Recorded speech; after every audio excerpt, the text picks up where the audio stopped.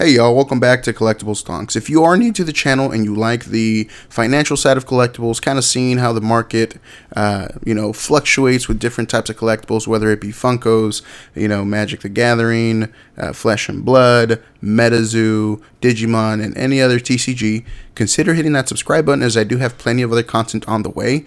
Currently, there is a major focus around Flesh and Blood and MetaZoo on this channel, mainly because they're the most recent additions to the trading card game, and especially right now MetaZoo is pretty hot along with Flesh and Blood, so we talk a lot about that on the channel. So on top of that, I am trying to add a little bit more content, collectible content, and the Funkos were originally what I started this channel for, so this is just kind of me talking about the current financial situation regarding the Funkon exclusives that went live today on the Funko shop. So without further ado, let's get started. So to start things off, if you guys aren't aware, Funkon Summer 2021 is essentially the new San Diego Comic-Con. Now, I will say this, the Funko Pops in this convention, they weren't really heavy hitting. I mean, out of all of these Funko Pops, we all know right off the bat, the two My Hero Academia Funko Pops, the Pokemon Pops, maybe both of the Star Wars Pops and the Blacklight Rabbit, and possibly the Rocketeer Man were really the most sought after. On top of that, of course, you got probably the number one most wanted pop being Captain America diecast, the first of its kind, completely made of metal. I mean, it's a pretty hefty box from the looks of it, from people leaking it online. So right off the bat, people had issues buying some of these Funko Pops on the website. It sold out immediately for the first wave. So second wave goes around. I got extremely lucky. I managed to get all the Funko Pops that I wanted, including the Captain America, the movie, the Blacklight Rabbit, etc. But I found something interesting going on with, Captain America Pop. I mean, so if we go over to the Captain America diecast Funko on eBay, I've started seeing that it's selling for double, if not triple, what it's worth, MSRP wise. And the funny thing is, it's not actually sold out. This will be live tomorrow for the general public release. This was one of the 6 left, or maybe it was 5, one of the 6 Funko Pops left that did not sell out during the lottery. Now, I'm going to assume that the reason it did not sell out, either A, they made a lot more of these than they anticipated selling, I guess. Or I'm sorry, they made more than they should have. Or B, a lot of the people were kind of, swayed away from it because of the price tag. It's $50 MSRP for this Funko Pop. Now, granted, it's the first of its kind. It's a convention exclusive. And the thing about it is, this is essentially a grail in the making. If you think about it this way, what happens if every other diecast is not a convention exclusive? The only way you will be able to complete the set and get Captain America is by purchasing it from somebody else that went to the convention, the Funkon 2021 convention. So it's just a lot of weird price movements with Captain America. We see here double its MSRP, and then this one, $180, essentially triple what it's worth, and it sold today, $180. So that's something to kind of keep your eye out. So if you guys did not win the lottery and are interested in buying some of the Pops, this is probably one that long-term will definitely be worth some money. I mean, just basing it off of it being the first diecast, the first diecast Funko Pop, and it being Captain America, it's bound to become a grail someday, especially if the other diecasts are easier to get than this one. So keep your eye out on this one. Now, the other one that I kind of followed was the Blacklight Rabbit, as well as the Pokemon ones, the Squirtle and Bulbasaur. These 3, the Captain America, the Rabbit, and the Bulbasaur and Squirtle, seem to be the most, I guess, the ones showing the most price movements right now, besides, of course, the limited edition, 1,500 piece Galactus, and, all the other ones that were LE 1,000, 1,500 pieces or whatever. Those are always typically $200 to $300. But from the regular shop, from the regular drop, these 4 seem to be doing the most right now. So Captain America, easily selling for double. Blacklight, White Rabbit. Okay. This one is kind of a trip too. So these are selling for about $100, $115, $105, and these are from people that went to the Funko Hollywood event today and they managed to grab one in person. Now, do I expect the price to go down? I kind of do. Do I expect it to go down significantly? Probably not. Once there's a market for 100, it likely stays there for quite a while. I see it maybe going down to $70, $80. But even then, this is a $15 Funko Pop, and it's selling for 5 times what it's worth. You know, so this one, the fact that this one are, you know, it's sold out completely. You will not be able to purchase this in the general release tomorrow. And of course, if you start at the Blacklight Alice in Wonderland set, you're going to have to get this one to complete it. And I think that's why, you know, this is selling for so much, you know, so that one is likely to hit grail status as well.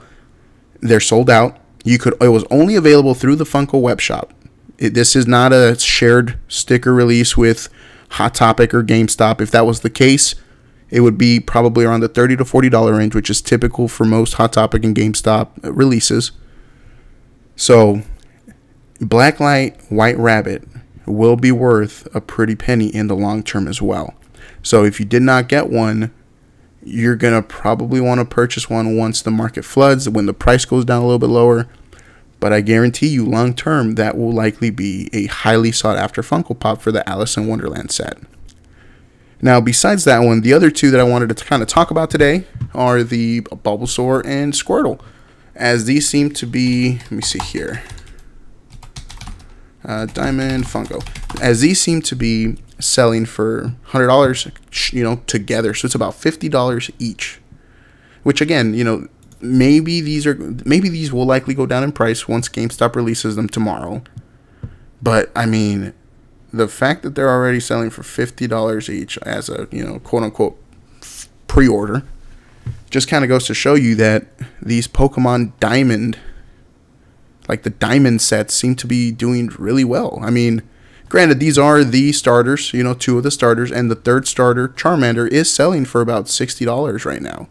At least the convention exclusive one. Otherwise, the regular shared one is going to be $30. So for these pops, I do expect them to go down to about $30 or $40, right? If you end up getting the official tag, I do think they will stay around $50 to $100 each, depending on, you know, where the market is. I mean, if we look at, you know, Vaporeon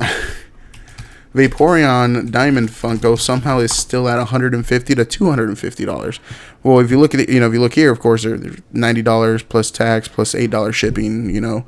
So the shared sticker for Vaporeon is still going for quite a bit of money. And so I expect it to be kind of similar to this. I would personally think that Charmander, Squirtle, and Bulbasaur should reach higher amounts, like higher tiers, simply because they're the 3 original starters. And I mean, that Bulbasaur and that Squirtle just look absolutely like chef's kiss, man. Like, they look great.